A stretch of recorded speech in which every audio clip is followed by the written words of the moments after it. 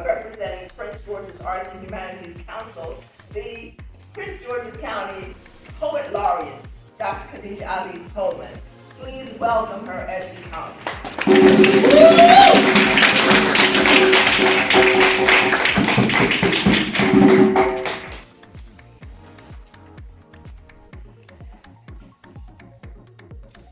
The way they don't speak of us. It's as if we are imaginary. Wisps of outspoken flares that signal nothingness, as if our voices were attached to the aftermath of a demolition site, sunken and cratered in barren earth. But the mother is never absent, even if her body is no longer there. We manifest the seed, the roots, the leaves, and the blossom. The very dirt is of our skin and the folds of our breath, the blessing and the curse. There is no pivot on this wretched rock without the cry of the mother. Whether birthing or burying, saving or surrendering, watching or weeping, our memories are the fabric of each rotation towards all that is anew, all that is imaginable, although they wish we were imaginary. From our lungs blare the fury of the muses, our pens scribble and our hands clamor to paint and sculpt what we feel and know before we forget that we are real. Each revolution is our calling, and the cycles and the milestones. We have stood alone and sometimes side by side the very ones who slander our name, who erase us from the canon of truth.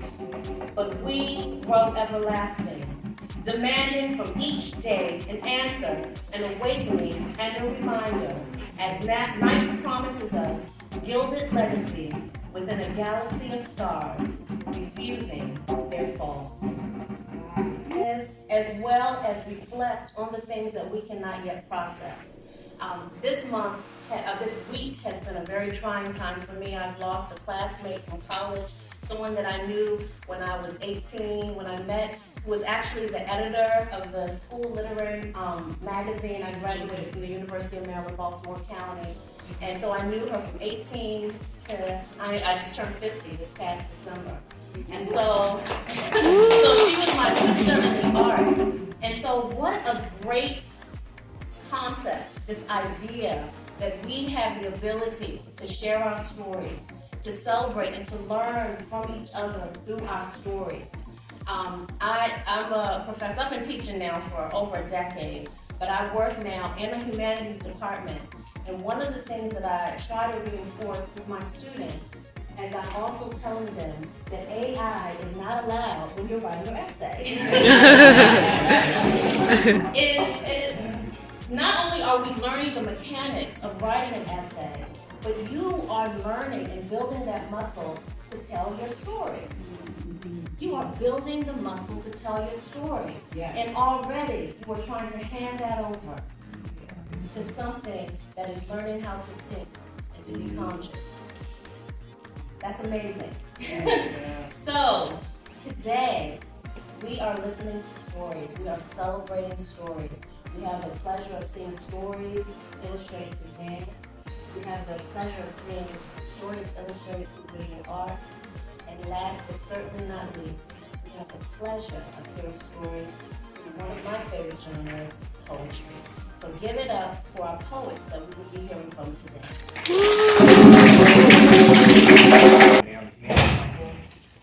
We do just hearing about the wonderfulness of the arts and humanities, arts give us the voice. I think the humanities, we're always trying to figure out what it means or what it does. But if arts give us the voice, humanities is about understanding what those voices are trying to say, giving the context and history. So as the program officer for literature, one of the things that we like to do is celebrate the literary voices in Maryland, or literary narratives that we find in Maryland, and figure out how we can come together to talk about them in spaces like this, whether it's poetry, whether it's music, dance, it seems like there's going to be. The thing I want to talk about right now, there's a bunch of stuff at my table. There's a lot. Don't be afraid. I'm happy to walk you through all of it. But this year we are talking about this book. It's called What's Wrong, What's Under, from Marion J. Chauncey. who is a Haitian writer, Haitian Canadian, and now living in America. And she's written this wonderful novel that is about the 2010 earthquake that occurred in Haiti, and about a cast of characters that, what's going on in their lives before, during, and after that. And so that is our One Maryland, One Book pick for the year. If you haven't heard of One Maryland, One Book, it's just like it sounds. We try and get everyone in Maryland to read the same book and meet and discuss that throughout the fall. So that is happening right now. So I have a bunch of stuff about that. I can talk to you also if you like later. I have bookmarks, I have posters, I have reader's guides, I have lovely craft tattoos, temporary tattoos. People love those. It's your job. So if you want any of those, and to find out more about this program, how to get a copy of the book, all those good things, feel free to talk to me. And I'm just looking forward to hearing all of the posts today. I'm a member of the Pioneers Incorporated. It is actually a national organization. There are approximately 13, 14 chapters. And the BG chapter has been in existence for 25 plus years. Basically, we have definitely supported the poets and other artists in the community, and our major concern was to have some outreach to the young people in the community so that they understand how valuable and viable the arts are. We, as a group, there are approximately 30 women in the group, and it's not exclusively women's group, but it is a women's group at this point. And basically, we try to also share with one another our interest in the arts and our talents and hobbies as well. We are always interested in supporting Sister Joy and have done so for a while, and enjoy the company, her company, even at some meetings that we're going to try to attend and support the arts in this county and beyond. So thank you for the moment. Poetry and dance and music, yes, and art, all things poetic. So I'm going to start off kind of like in a little bit of a somber mood because in addition to celebrating arts and humanities, this is also Domestic Violence Awareness Month. And so I do want to acknowledge that, as well as I want to talk about the importance of recognizing what domestic violence looks like and how anybody at any point in time can be affected by it, right? So it's not a particular person who does it, and it's not a particular person who is a victim of it. It can be anybody at any point in time. And sometimes what happens, and we've seen this with the pandemic, is people are forced in close quarters. People begin to not have good ways to know how to deal with mental health and issues like that. So I did want to talk about that. And I also want to acknowledge my family and friends who showed up for me. Thanks for showing up. It's like somebody being there. And also I have to acknowledge these lovely ladies over here. You all just bring so much life and beauty to the room. So just your presence, and I can't wait to see you dance, okay? So this piece I'm starting off with is called The Red Tide in 3 parts. We washed up on beaches and shores, appearing everywhere from nowhere at all. The sand, littered with broke and bloody limbs, minds never returned from journeys into the arms of harm. We were held tightly, hearing poisonous, sweet nothings of "don't fight me." We were lovers and we were friends. Into your depths I would run, the beautiful ocean and sea spray, until your blue-green magic turned algae red.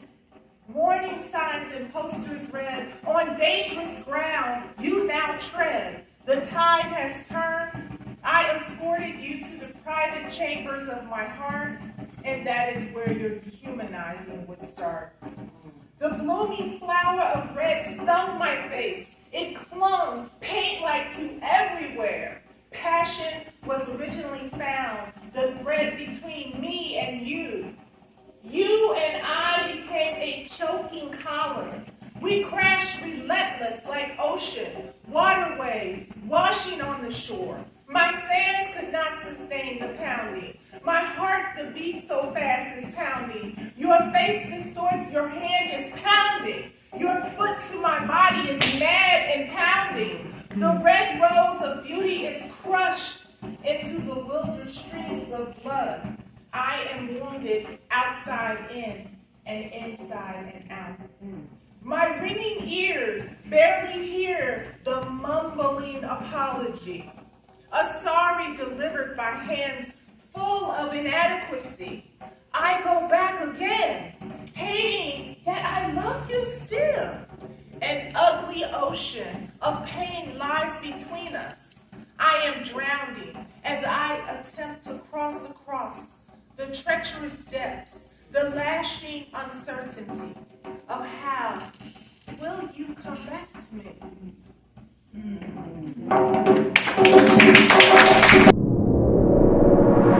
Stop spinning. Because if it did, many would freeze to death, and many others would burn alive. And so nothing stops the pause. Skeletons sit rickety around glass tables, waiting for resurrection. They have been stripped of all flesh, even their beating heart. The shock of life has taken away every expectation. There is nothing where eyes were except sockets and longing. Chained to a past they could not prevent and a future they could not foresee, they wasted away for a feasting that never came. But we are the feasting and the nourishment. Inspired poets poised with fingers or a pen where the blinking cursor or blank sheet becomes our enemy or our friend.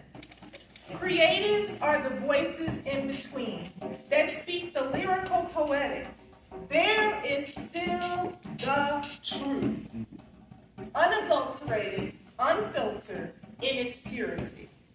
Artistic are the voices in between that write mighty words of humanity, the evolution of enlightened persons found in redemptive wells of compassion. The harmony of powerful songs, windways of peace across war faces of fatigue, channeling the music of the universe into the chaos of cacophony or the masterwork of melody. The frequency of unity sparkles in love. Dedicated drawings bring images to life. Vibrant minds splash across canvases, across oceans, across strata, across cultures. Hope lines sculpted figures to the godlike incredible. A community communing on a synchronous vibration that threads through the darkest of times that breed despair in tired minds.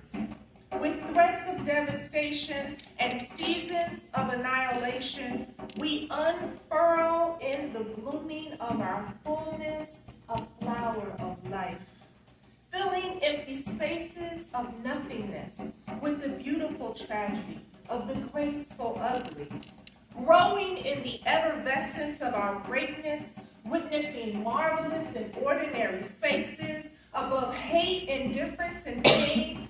The magic of creativity unites us again and again. What forms in my brain translates to thought, flowing out of my eyes through fingers, mouth, bodies, even spirit, or is it some other way around? Children are starving for truth. Tell us more, they whisper in days crawls, looking for approval, skipping back and forth, instinctively seeking love, whirling in circles of innocence. Tell us how life should be. They run in between mothers and fathers looking for more. Dissonance tastes sour. Tainted food for consumption, the widening paths of obvious. Weren't we just here before? Colored in ignorance, saturated in separation? Why do the agitated break into museums to steal the heart and history of nations, burn books, destroy documentation, rip away the magic of arts from students' eyes? Modern warfare, disappearing budgets. There is sometimes an urgency in the creating that seeps down into the dirt, to root in the bone of us, to unleash in times convenient and inconvenient. Our power erupts and simmers against the restraining. We become mad, mad as the volcano, mad as the breathing mother. Restrictions corral many in the bland normality of conformity. But creative minds do not live there. Such imagination is not the same for the seeker. We stand in giant waves of ocean and waterscapes of fog, dreaming in spaces of sacred, mostly in obscurity.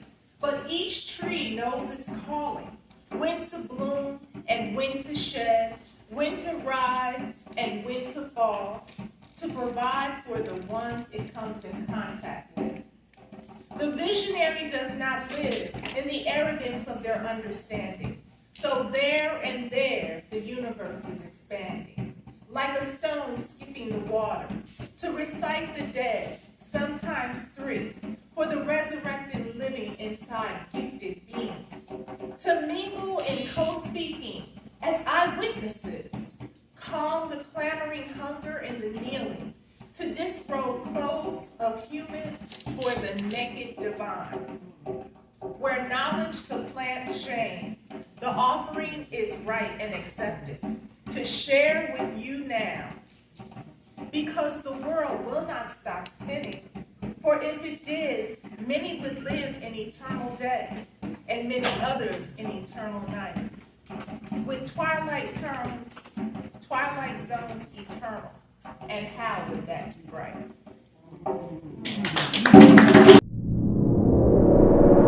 I'm from Jamaica, so you know the famous poem, the famous saying. You heard Barack Obama say, "Wagwan," and you say everything cool, everything above the edge, everything cool, everything high. So I'm gonna do 3 poems. I think they'll fit into the 10 minutes. This first poem I call Ode to the Diner, and this is where I wrote most of this book, Silver Diner. You guys know this little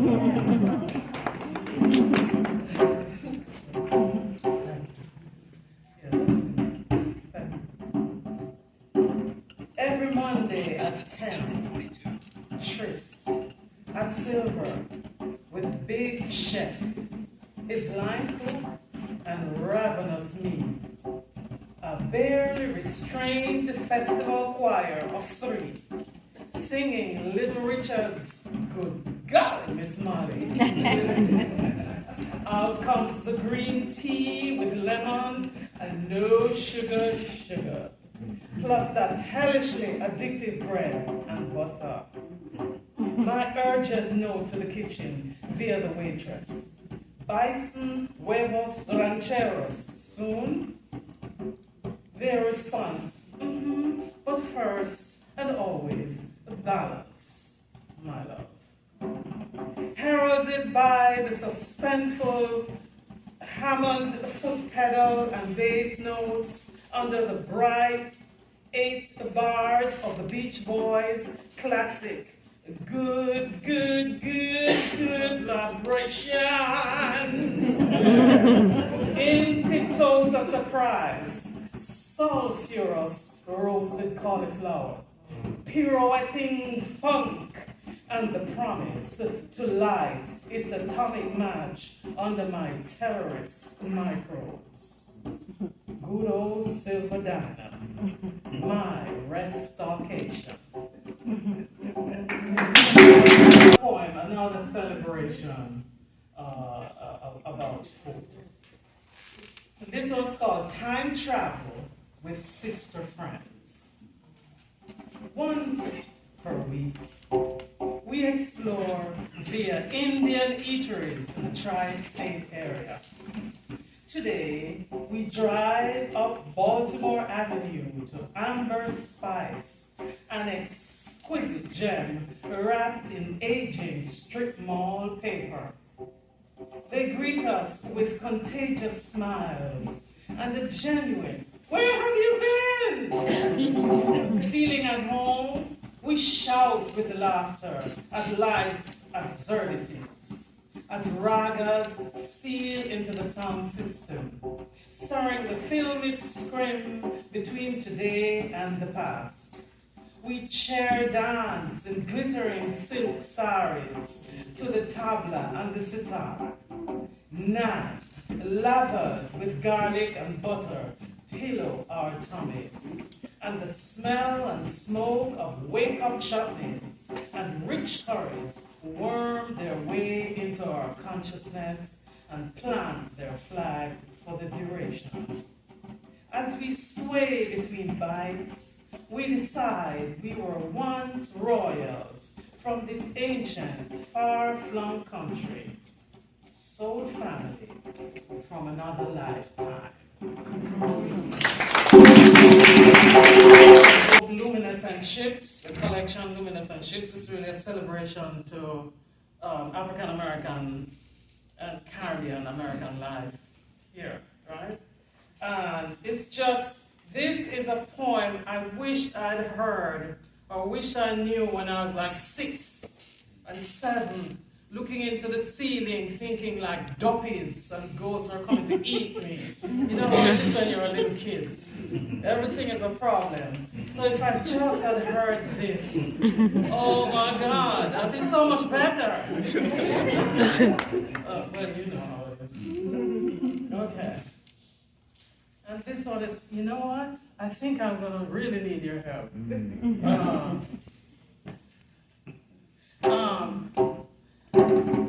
know those little, those children.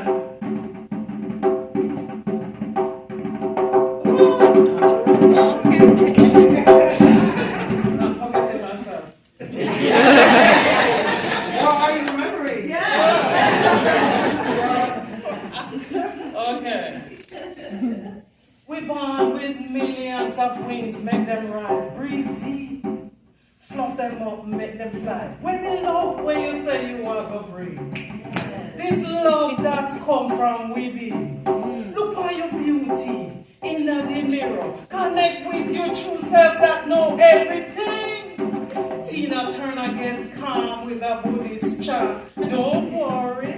Mild is antidepressant. You know, come by out me headspace, man. One love of myself. Serious thing. Check the bad talk at the door. Dismiss them. You inner self you must adore. Your life is more than the blues. Take your heart out of your laced up shoes. We born with millions of wings. Make them rise. Breathe deep. Fluff them up, make them fly. Breathe deep. Fluff them up, make them fly. Breathe deep. Fluff them up, make them fly. Fluff them up. Fluff them up. Fluff them up, make them fly.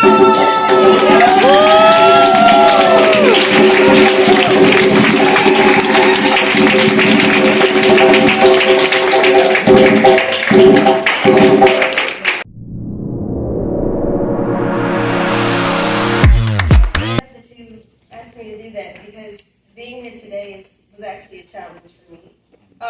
In my bio, it's mentioned that I studied under a woman named Carmen Balcroft, and a few years ago, my senior year of college, she passed away. And so, singing anything related to classical music is actually really hard for me to do still. So, being present right now, oh, wow, hold on, feelings. Sorry, no, because I've been practicing saying this because I wanted to share it in the space, but I didn't think anything would come up because it's been 3 years. But the piece that I'm singing today, it's actually kind of short. It's an art song. If anybody doesn't know what art songs are, There's songs that exist outside of an opera. There's songs that have themes of sometimes love, sometimes loss. The one I'm singing today is one of my favorite pieces I ever had, and of course Carmen is the one who gave it to me to sing. It's called Das Veilchen. It's in German. It's about a violet. Das Veilchen translates to the violet. And it's about a violet who sees a young maiden and he thinks she's the most beautiful thing in the world. And he devises a plan where hopefully she will pick him up and, hold him until he basically dies. But instead, the maiden does not. She doesn't see him. She steps on him. And he dies. But at the end of the day, he was a really pretty violet.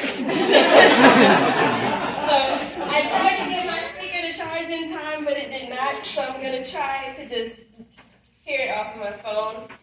So please forgive if you can't hear the instrumental, but here we go. That's Veilchen.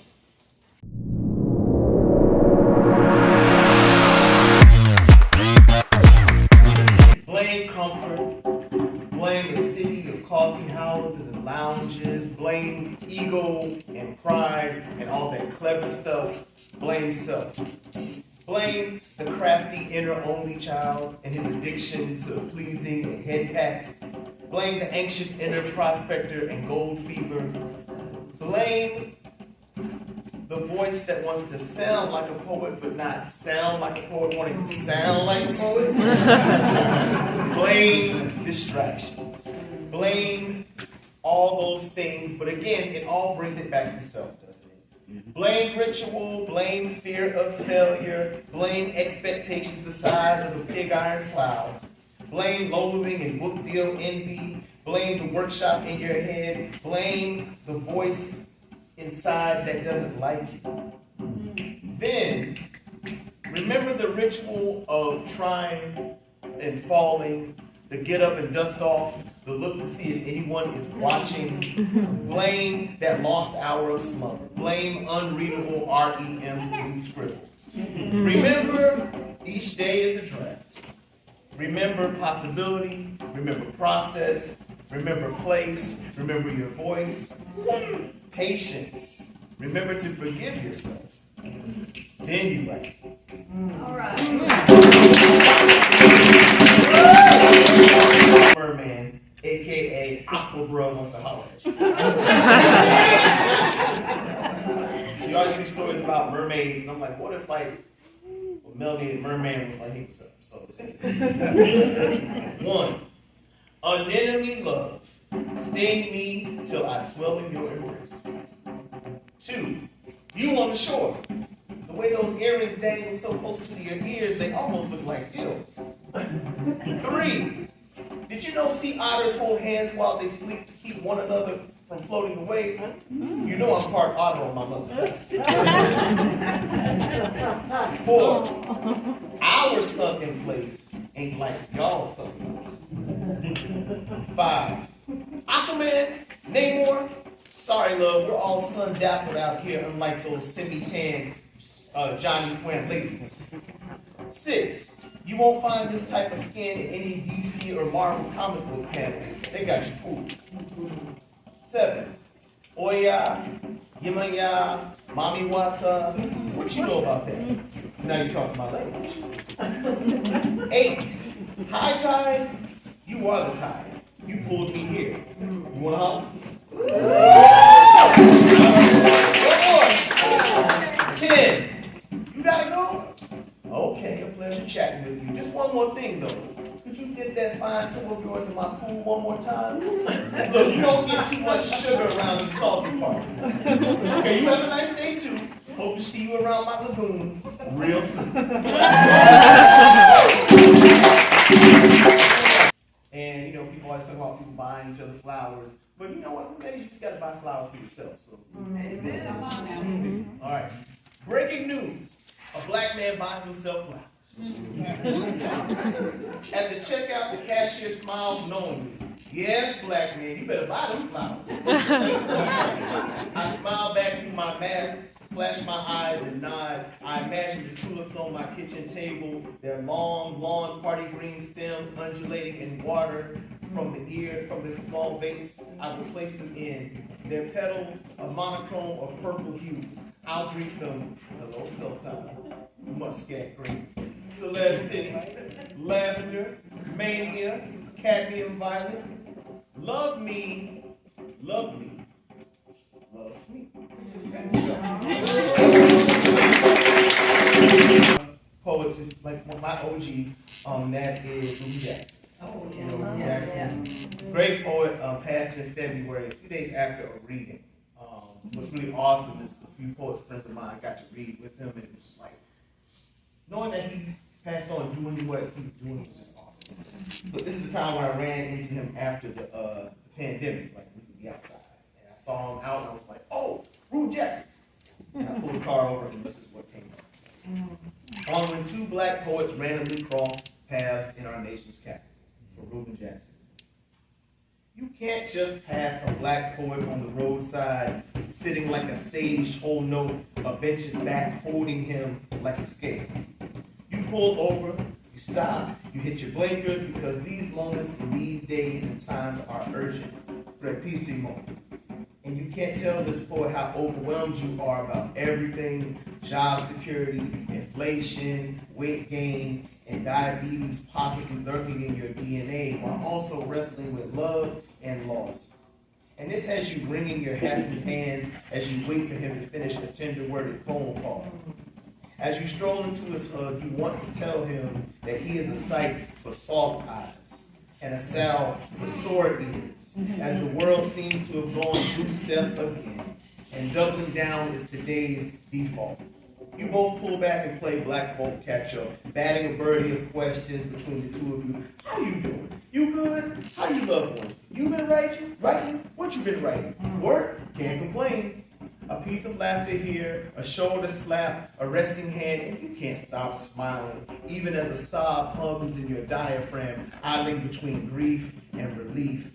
You speak in freedom suites, drape the other in multitude comfort-quilted arpeggios. Take care, and you keep on doing it. Good to see you.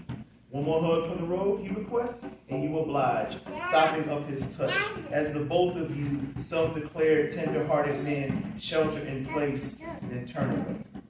Your own footsteps are drum-brush soft to your car, and on the drive home, everything is gold and gold and gold and gold and gold and gold. Thank you.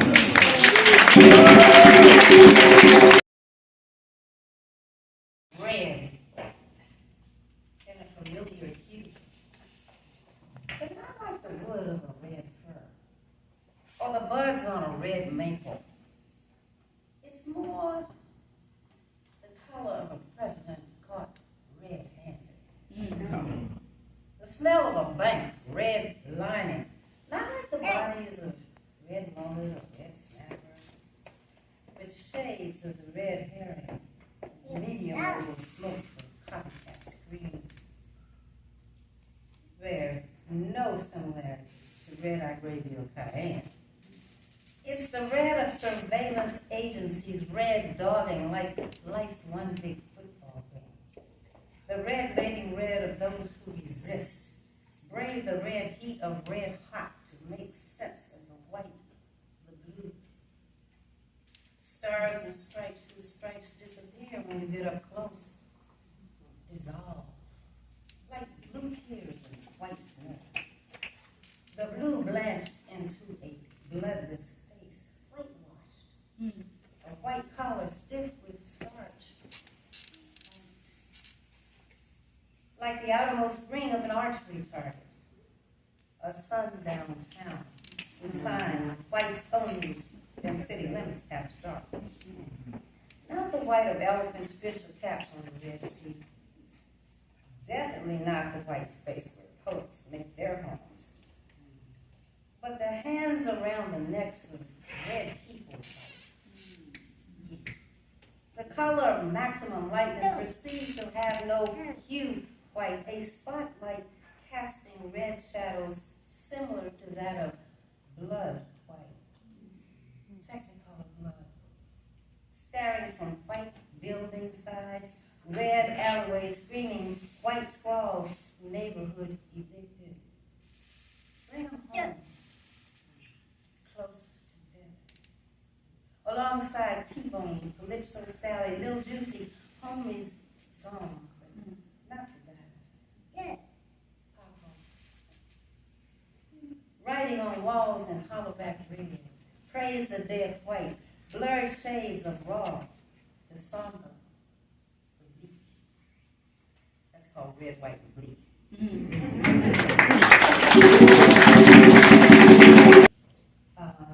And I dedicate it to those of us who struggle against invisibility. Caught in the erasure of body, language, identity, memory, across intersections of past, present, future. We slip between time, do the work of dying in the silence around sound, become the blue flame burning black, rolled inward from self's edge, to exist within an existence invisible to public eye. There is no redemptive hand to reach inside our necks, rip off the 7-knot collar they wear, no voice to shout, "Hail!" but ours. Ogoons, giving command to keep on a walking, save the names. The lost turrets, tanks, warplanes, airships, they're ravaged and still rebelled against till death. Horror's taste cannot be sounded. Peace cannot be taught. My mouth has no way with them. They must be born again in noisy silence, snatched from the throat of war's mute machine, filled with new meaning, put to new use. Time is dying. I must talk to it. The sea is darkening. I must drag it, for breath's words have given up. Piece them together, mend dialogue's lacerated tongue, split lips, fix implants in its toothless head. I must gather severed legs, broken spines, listen to the men and women whose weight they shoulder, hold to my chest the urine-stained blanket, sick wild duck, smell lotus blossoms falling through the mosses, fish guts rotting in cord grass. I must sit inside the makeshift hut, see the soldier in twilight reading the map. And, caring people tell you a lot of things when you lose somebody close to you. One of them is, he's in a better place. A better place? Then what? There with me. Is it better when it keeps him away from his mother? Won't let me nestle my cheek in his hair, watch him mind my boogaloo, listen to him turn the world on its side with his, have you ever thought about questions? Will I ever know that I know it's better? How do I reach this faraway place? Can I stroll his avenues on Saturday afternoons, play guessing games with him about curious flowers along the way? Even if this place is better.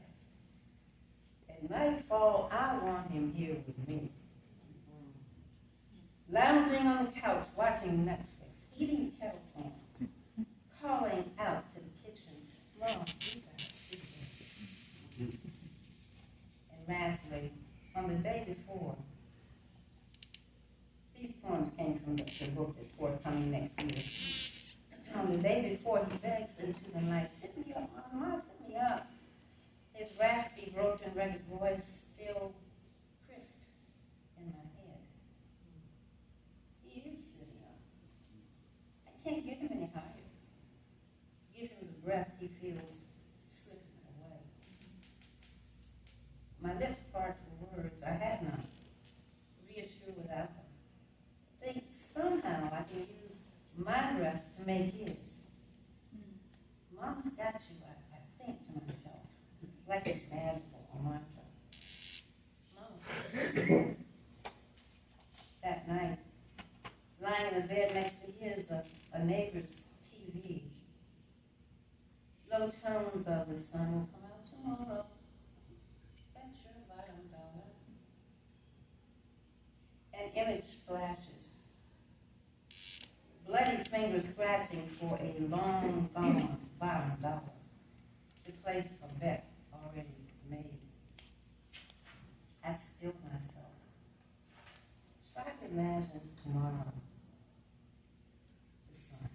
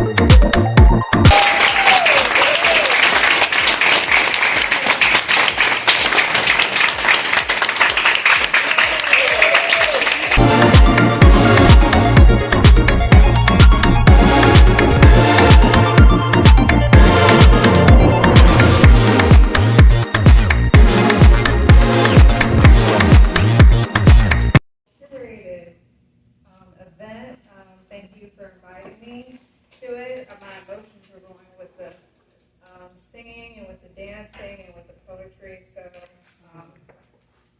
vibes. So a little bit about myself. I've been involved in the visual arts since very, very little, doing graffiti around the house and closet. Sorry about that. But I identify myself as a multidisciplinary artist, from doing photography, graphic design, fine arts, poetry. And I will say that my journey, I went to Duke Ellington School of the Arts. Ironically, it was not in visual arts. It was in museum studies department, and from there I pursued the arts. I had a very strong support network from my family, so I was able to pursue the visual arts off on the side. And then I went to MICA, Maryland Institute College of Art in Baltimore, Maryland.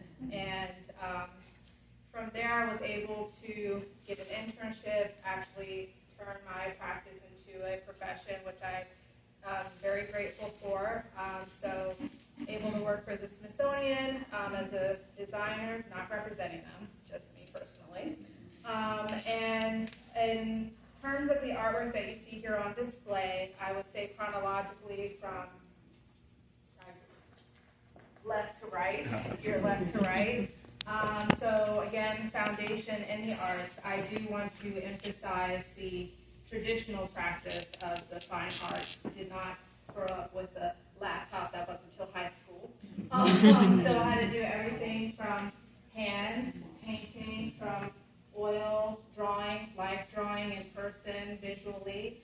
And then I will say that it spans across different media and shifted towards more character development and exploring the historical ancestral roots of Blacks, African American, and from where our origins were. So really exploring that and bringing light to that. So what you see here is my process and progressive journey, kind of highlighting the fundamentals and the foundations, and then how my art shifted from the traditional still lifes to looking at the more human and the people element of a person and identifying that portraiture.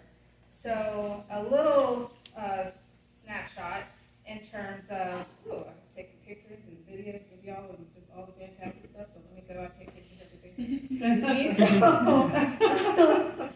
In my efforts to preserve and explore Black history and culture, I focus on expressing the link of the intangible streams of emotion and reality in the human portrait, and the simple everyday happenings that encompass the beauty and mystery of living. Taking several approaches to present the beauty, I explore the intricate subtleties and everyday actions that define our character and functionality and civilization, or cultural practices that define who we are. To break down the complexity of this, I use generally a series of visual narratives capturing provocative, sometimes symbolic, sometimes like flowers or those secret connotations that build on that. So, and then you kind of see a little bit more of the human portrait element. There's certain symbols, symbolic meanings towards the flowers. They have spiritual elements to them. And then actually working on a book that includes character development. So that's kind of what you see over there, kind of exploring, the history of Timbuktu a bit, but kind of tying in those historic ancestral roots is kind of where my art is kind of leaning towards. So that couple of pieces, just a spread.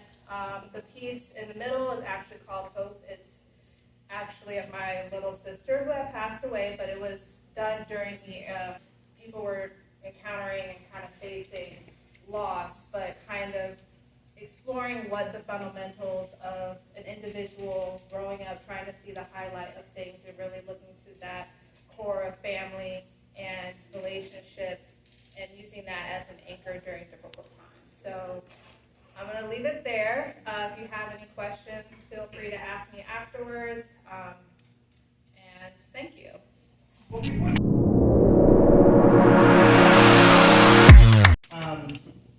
I think that there's so many mirrors here. So I actually was a ballet dancer for about 6 years. And so when we had those young ballerinas here, it just reminded me of that amazing time.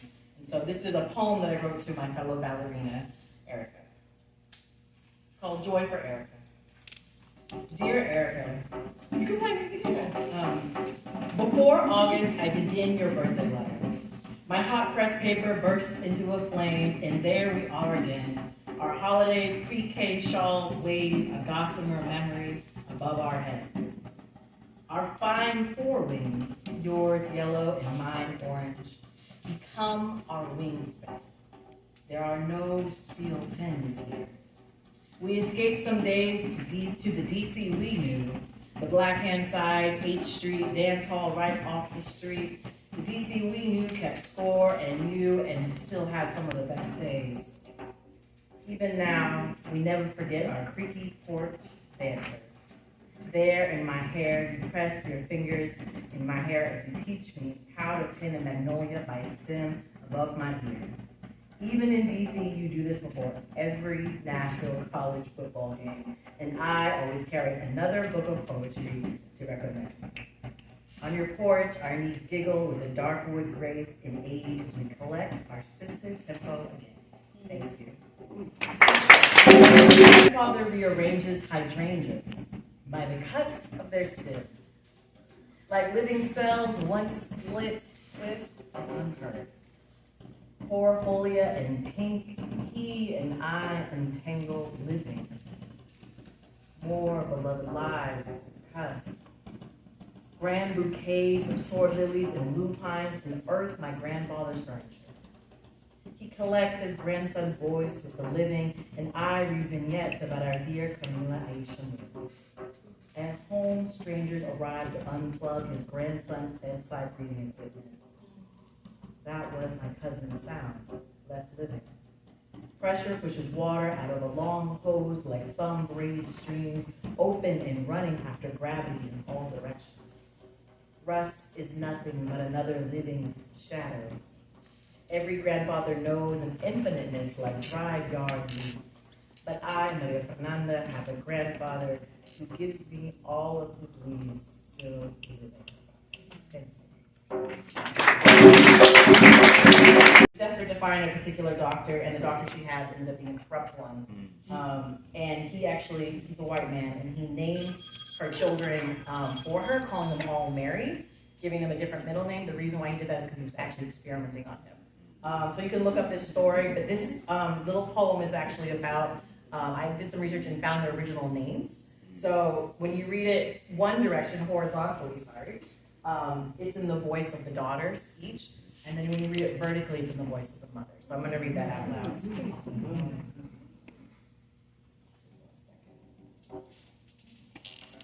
Would you call that a hermit poem? I don't know. I've been calling it genealogy charts, but it could be. Let me see. Let me just make sure I still have it. Okay, I'm going to read it straight off this. Our mother picked names for us. Our mother thinks of a name for my sister. Betty, Clara, Billy, Ann.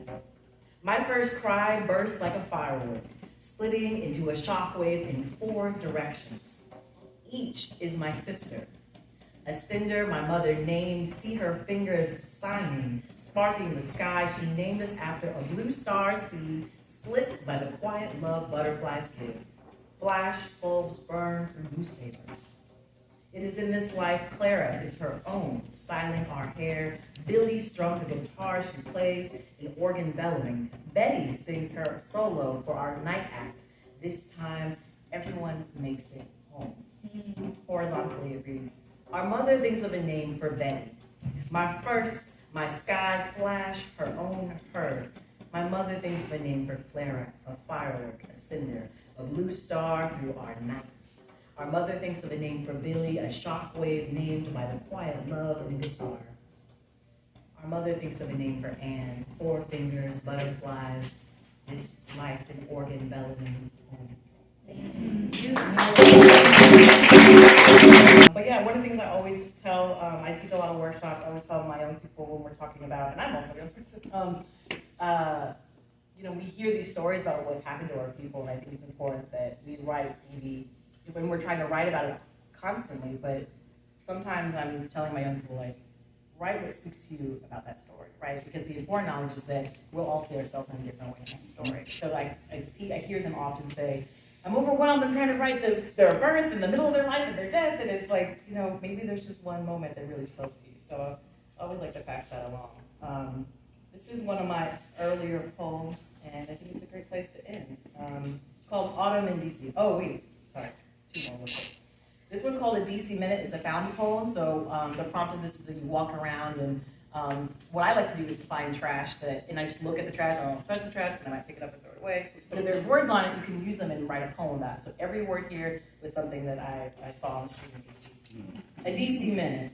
We are braids grown back. We are 8 a.m. oyster orders. We are hand-rolled sweets in cognac foil. We are honeymoon in a glass. Most days ahead, we zip through metro slits free. And then autumn in DC. The insect bumps against my chest, flutters up my collarbone, a sort of stepping stone. In the air, fireflies trail a polygraph test, the thin strings of lightning jest. Around my ankles and elbows, mosquitoes sniff their fine bloodlines sewn in circles. They gallop up my skin, a widely spun muscle nest, to and fro. Did you see the moths whisking smoke, propelling themselves toward the precious flame? This one prophesies about a purple tarantula with one straight leg. Every insect has its own special way of staying about. This is DC in the fall. At least one insect will stay a little long, always keeping the earth on its toes. Thank you so much.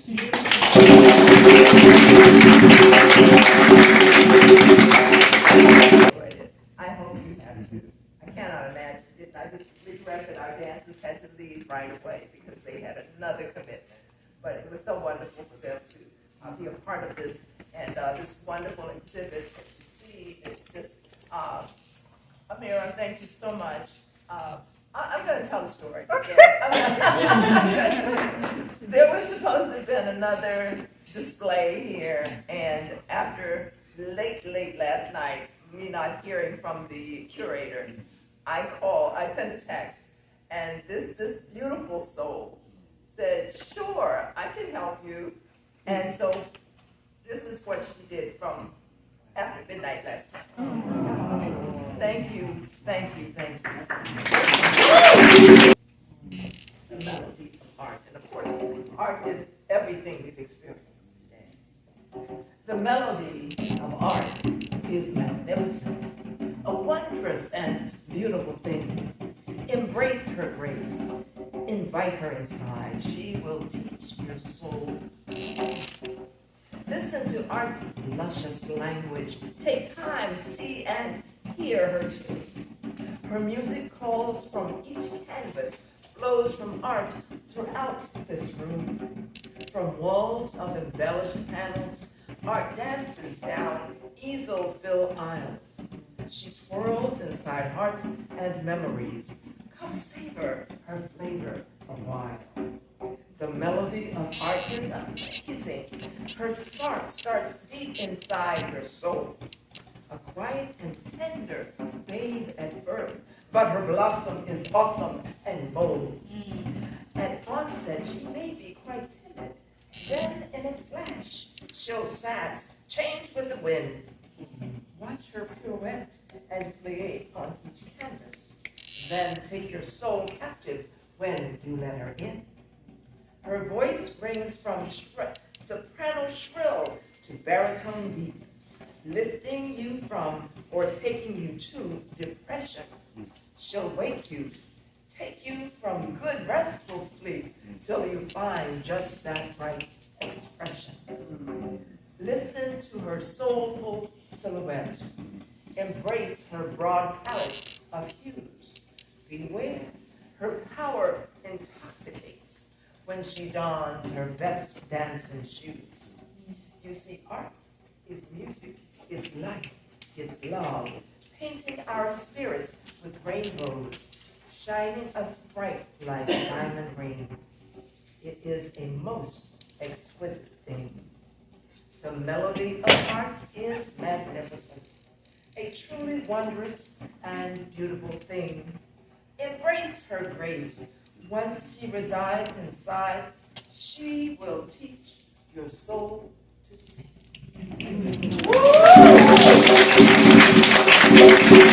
We're trying to rock the mic. The real deal is we're trying to fight the fight. Lifting verse opens minds, sometimes opens doors. brings news, heartfelt views from our world to yours. We don't simply speak for ourselves when we write, but for weary warriors who fought day and night. We speak for the silent, the misunderstood too. We speak to inform those who don't have a clue. We speak for battered lives and tossed aside seniors. We speak for teens on self-esteem in crucial in-between years. We speak for honored champions who toiled and paid their dues, for those depressed and still in pain, for those fighting the blues. We also speak to lift a praise and to celebrate. And yes, to share the good news because His love is great. So when we put our pen to page, like blood our feelings flow. And when we walk out on that stage, we speak of what we know. You see, life is our practice. Every day we rehearse. This craft is our sacred gift, built strong verse by verse by verse. Each time we pick up the mic, we defeat adversity. Each time we pick up the mic, we claim a victory.